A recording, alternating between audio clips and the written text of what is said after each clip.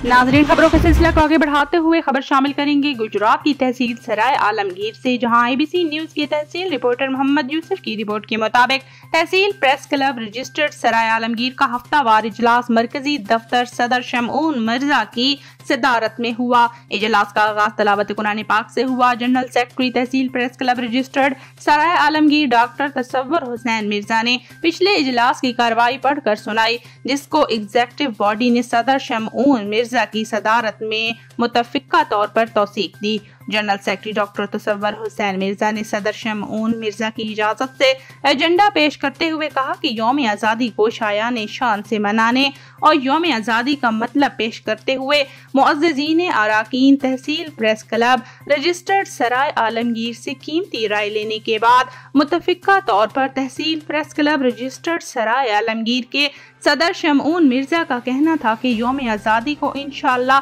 भरपूर तरीका से मनाया जाएगा और यौम आज़ादी मनाना हर मुहब्बे वतन शहरी का फर्ज है।